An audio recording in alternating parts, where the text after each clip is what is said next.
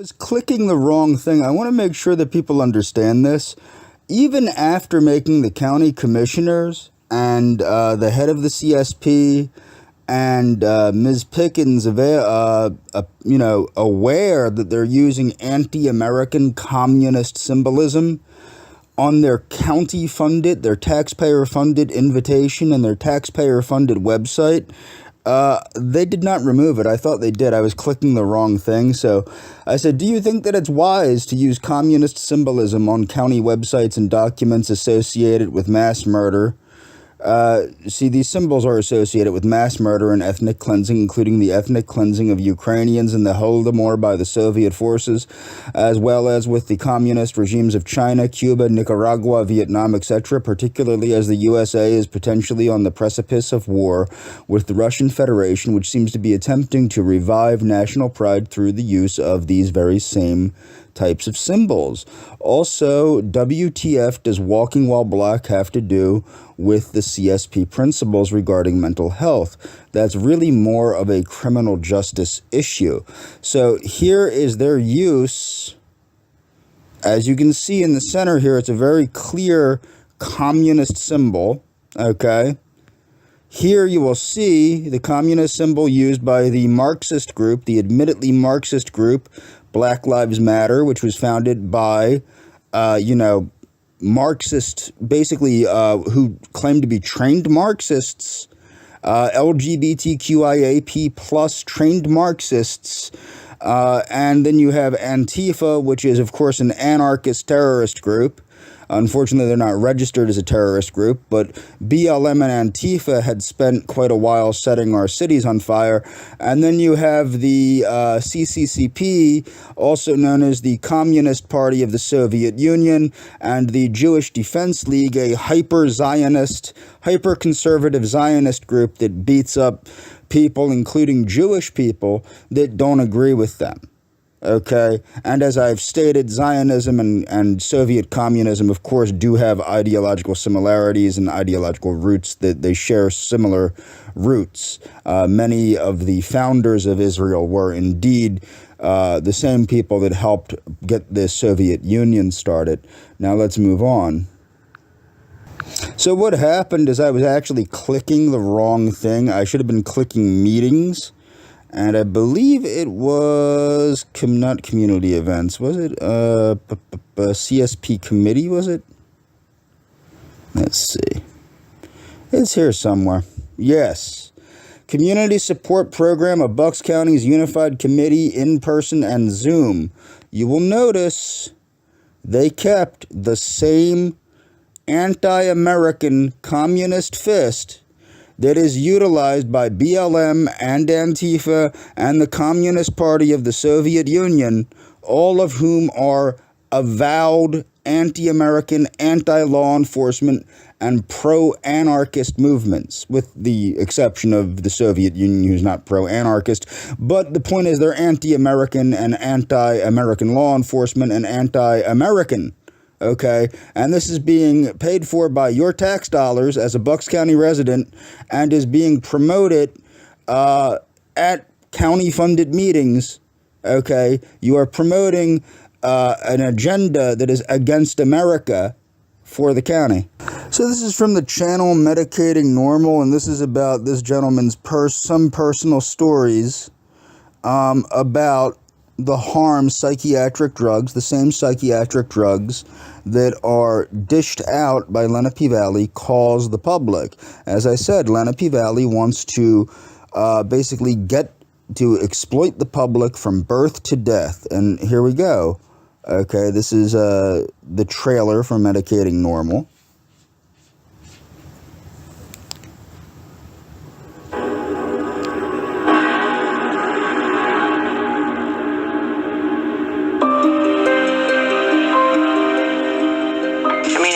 Wanted to commit suicide. There's nothing I could do about it, but I wasn't going to make it easy. I just got back from Iraq.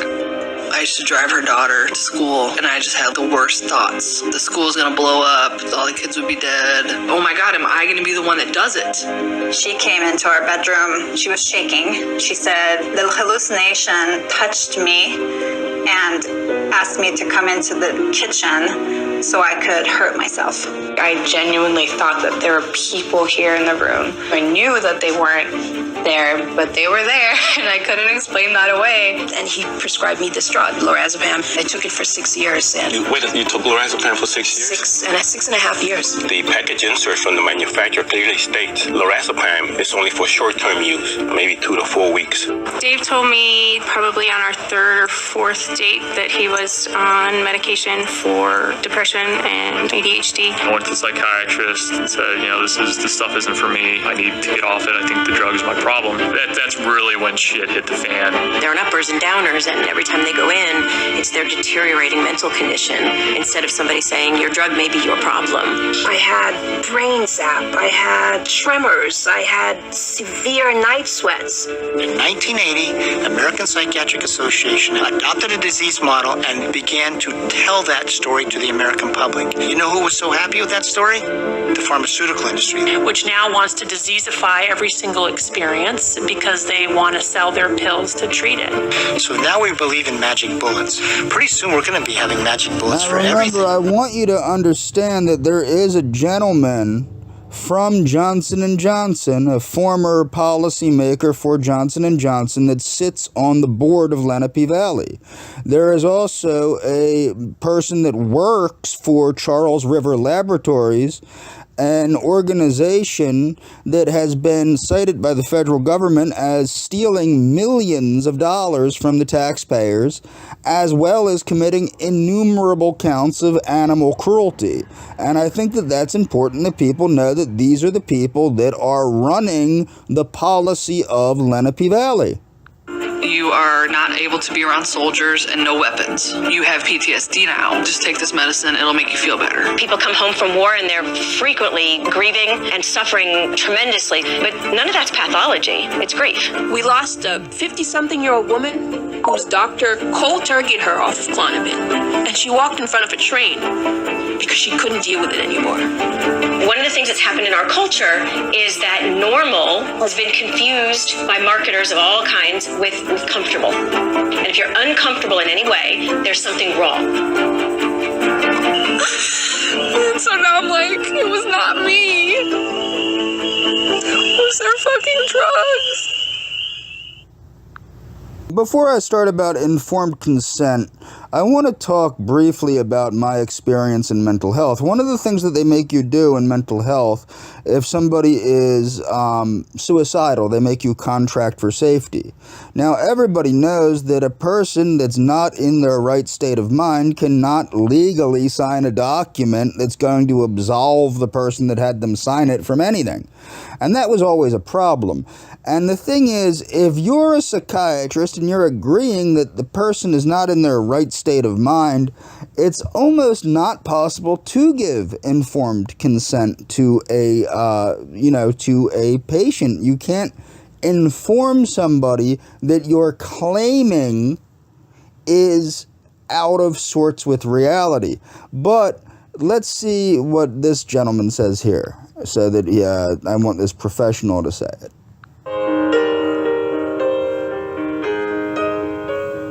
The idea of informed consent really is a centerpiece of modern medicine coming out of World War II. And it's a legal obligation, actually. And the idea of informed consent is the patient needs to be given enough information to make a reasonable decision about whether they want to have the treatment. In other words, you need to know about the risks and the benefits. And it really is a cornerstone of modern medical care. And I would say that virtually no patient, no person who's been prescribed a psychiatric drug has given informed consent. Now, this is true also, and I don't even necessarily blame the psychiatrists entirely, because they are not given enough time to properly talk to patients. When I worked in mental health, now I don't believe these drugs should be being prescribed to anybody. I think they're poison. But when I did work in mental health, it was common for me to have to hook people up with the FDA website, drugs.com, and other things so that they could inform themselves about the poisonous nature of the drugs they were on, simply because the psychiatrists don't really have enough time to talk to their patients properly. Last, 35 years. because they haven't been informed of the risks. They've been given so often a false story about what the problem is and what the drug does. The chemical imbalance story is just a violation, obviously, of informed consent, because you're told you have something wrong with you, this fixes it, and it's not true. And the most amazing thing I saw of this, so the chemical imbalance story has fallen apart, okay? And then some psychiatrists have been asked, well, why did you tell patients this? And Danny Carlott is a psychiatrist here in the Massachusetts area, gave, I thought, an honest answer. He said, well, no patient, we don't really believe it's true, but no patient wants to think we don't know what we're doing. So it helps them think they know what we're doing. In other words, it helped them. And then another person said, well, it's not really true, but we want our patients to think the drug will be helpful. These were like confessions of not doing informed consent. And the reason for informed consent is this, is that a person has autonomy or authority over their own being. That's a fundamental right, authority over your own being to make decisions about, your own health, what you want to happen. And think about this. There's nothing more fundamental than how your brain works, right? It'd be one thing to have not too good of informed consent about, a wrist injury or something. This is fundamental about who you are, who you're going to be, how you're going to experience the world. So if there's any medical moment that should be based on informed consent, it's around taking a psychiatric drug. And no one has basically been given informed consent for many, many years. And I'd have to say this, I don't even think the average psychiatrist or doctor is capable of giving informed consent, because they really don't know the actual data on benefits versus risks.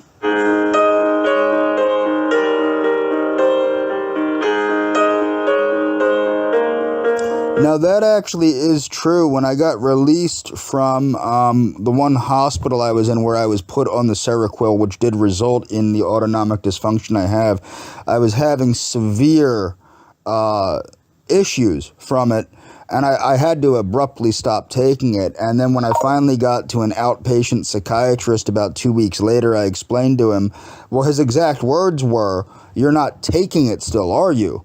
And I said, no. And he was very upset that somebody put me on Seroquel, because, and in his own words, in the doctor's own words, we don't really know how that drug affects people. That was what the doctor had told me. The prescribing is being done poorly. Oftentimes the person is being handed a baggie with samples and no more instructions than, here, take this.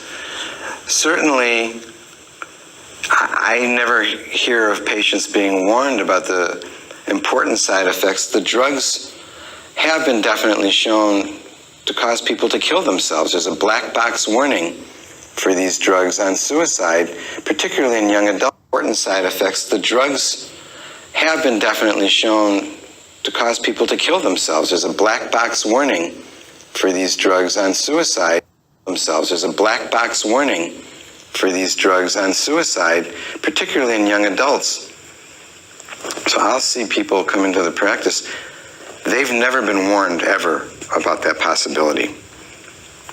They've never been warned about anything.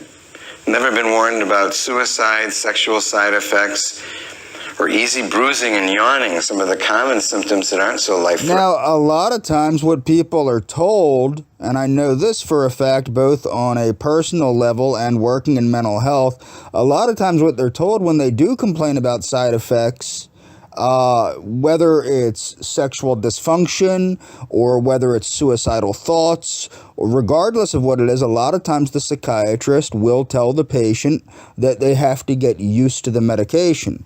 So in the meantime, they're battling intrusive thoughts of suicide that they did not have before the medication. They're battling the fact that their whole life has been lessened. Their ability to think clearly has been lessened. Their ability to function sexually has been lessened. Their ability to have a normal life has been lessened. And the psychiatrist, who is supposed to care that they're experiencing side effects, just tells them, no, you just got to get used to the medication. They're never told that you can't get off it.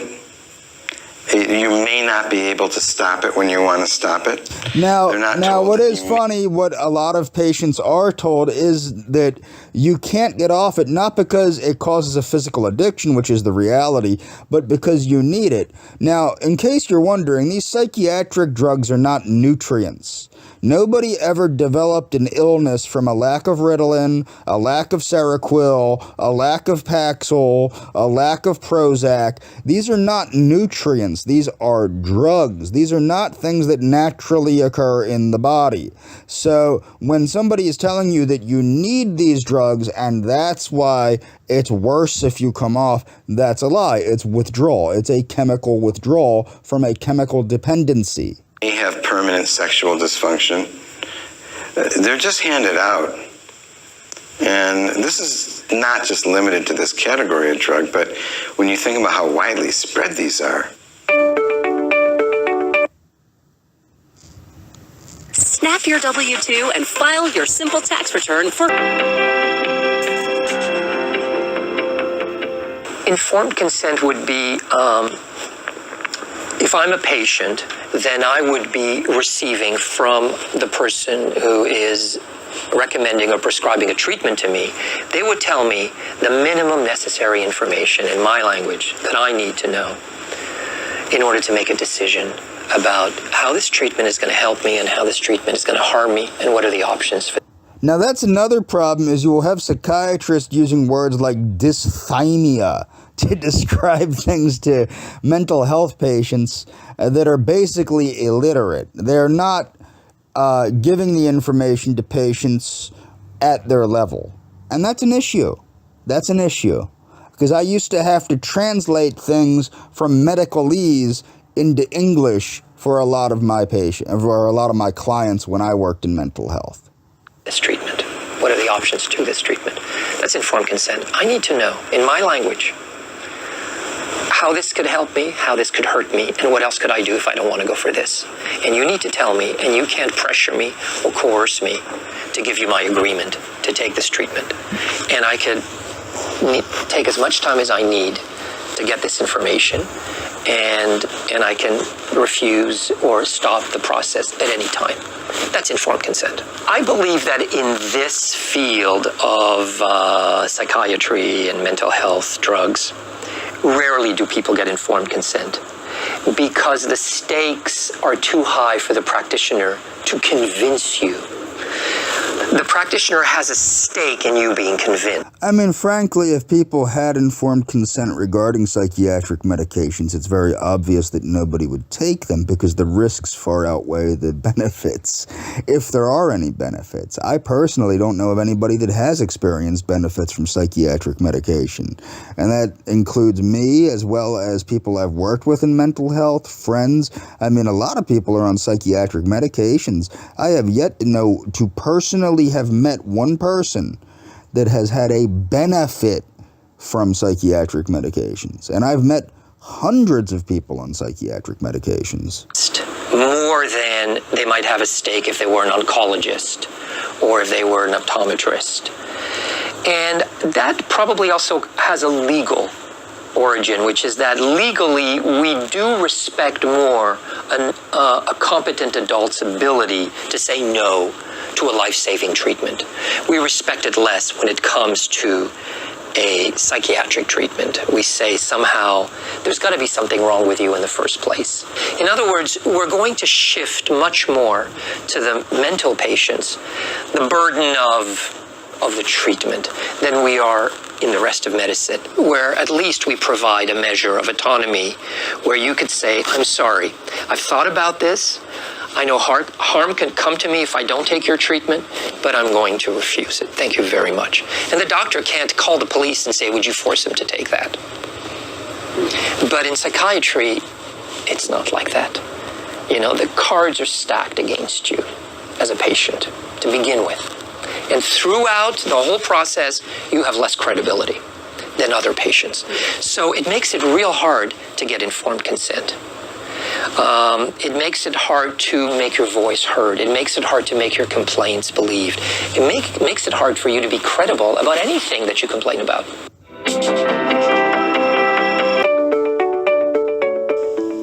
You just look at the risk-benefit ratio. You talk about it with the patient. Like,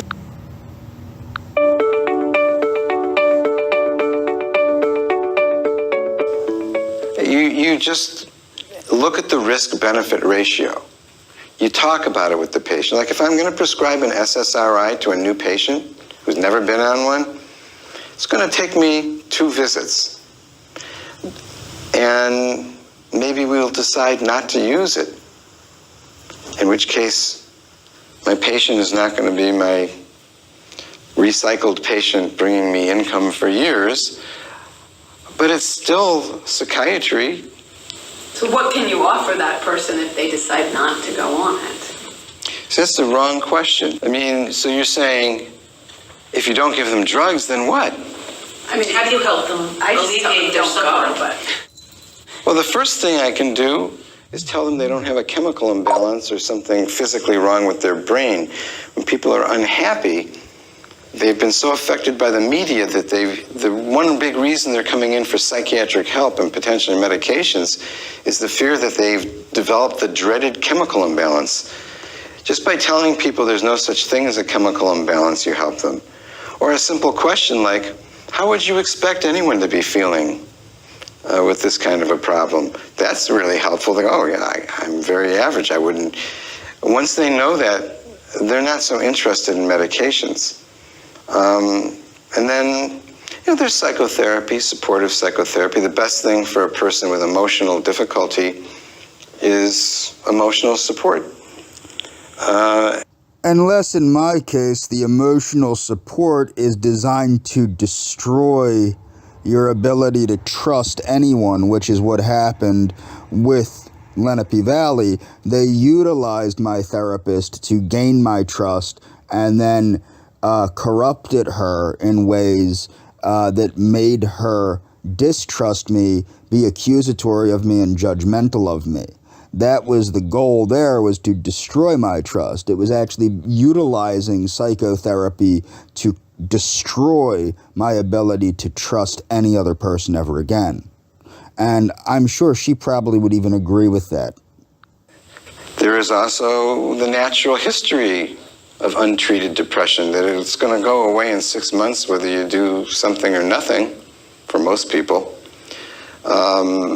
And then there's also, as I told you, placebo. I didn't give up on placebo, but I don't use a pure placebo. I use SAM-E. S-adenosylmethionine has been extensively studied. It's a natural molecule found all over the body. It's been studied for 25, 30 years. It's the most common antidepressant used in Italy, but it has just about no side effects. You give it with a little vitamin B complex because it makes it work better. And half the people say that works just fine for them. Now, it has been studied. It's not placebo, but it's very benign. It's not a placebo. It's not. It's been extensively studied and found to be as effective as the gold standard imipramine, which is the standard because it makes it work better. And half the people say that works just fine for them. Now, it has been studied. It's not placebo, but it's very benign. It's not a placebo. It's not. It's been extensively studied and found to be as effective as the gold standard imipramine, which is the standard against. So keep in mind that psychiatrists know this. They know that there is a benign chemical substance, a mostly benign chemical substance called SAM-E that can be prescribed with B-complex vitamins. Remember, I said, read the works of Linus Pauling, read the works of Abraham Hoffer, read the works of Joel Wallach, learn about the triage theory of aging and disease, learn about these things, learn about how nutrient deficiencies cause these issues. Okay, remember I said that. Now, what you're missing here is psychiatrists know that this chemical exists. This chemical is mostly benign. This chemical is used in other countries. This doctor used the example of Italy, okay, and that it is mostly benign and that you give it with B vitamins, which again are mostly benign if they're given in reasonable doses.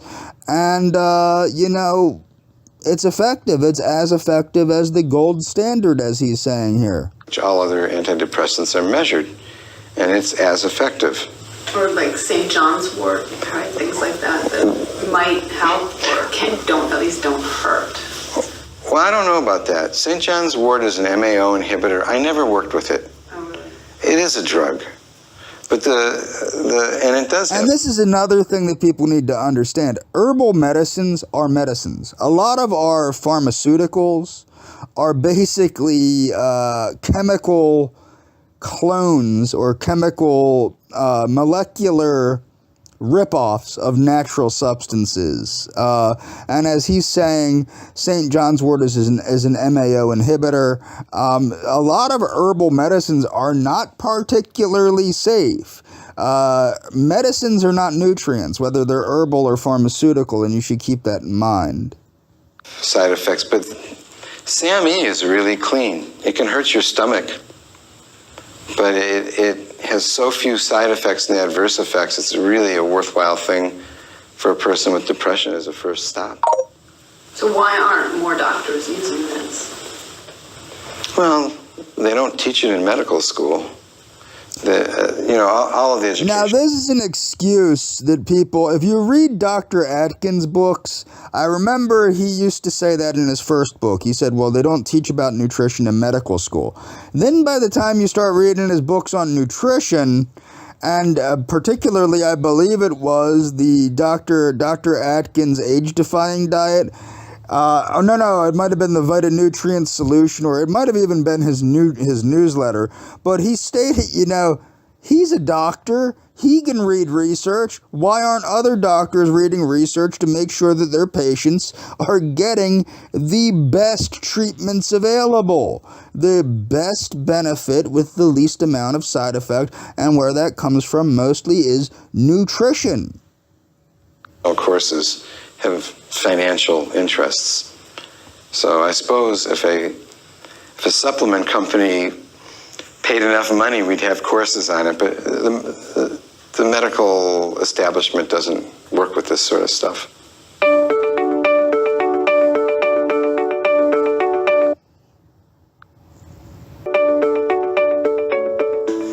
They do not acknowledge side effects of anything, period. I go to a doctor and they give me medications and I know about the side effects and they're telling me they don't have any side effects. I'm thinking, well, I don't want to antagonize the doctor by arguing with them, but I know that that's not true. Well, don't they sometimes recognize side effects and then they give another drug for that side effect? Well, yeah, but I mean... Now, this is true. When I was a child, I was given the drug Haldol, which, by the way, was illegal in the Soviet Union because it was considered inhumane. I was given the drug Haldol for oppositional defiant disorder. Now, what's funny about that, oppositional defiant disorder is not a form of psychosis. Oppositional defiant disorder is quite literally simply you're not listening to authority. That's literally what it is. Now, depending on who the diagnosing party is, that can be taken to any extreme or any lack of extreme. And that's the problem, is it's very subjective how things are diagnosed. Now, let me find out where I was here. I believe I was here.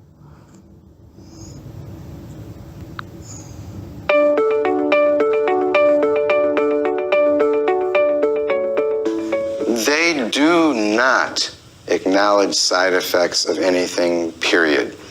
I go to a doctor and they give me medications and I know about the side effects and they're telling me they don't have any side effects. I'm thinking, well, I don't want to antagonize the doctor by arguing. And this is a common thing. If you're a patient and you start telling doctors that you don't want medication because this side effect, that side effect, this side effect, and you did your own research, they'll go, hey, you Googling things or you looking up things on the National Institute of Health library does not trump my medical degree. Meanwhile, they're killing people with malpractice. But I know that that's not true.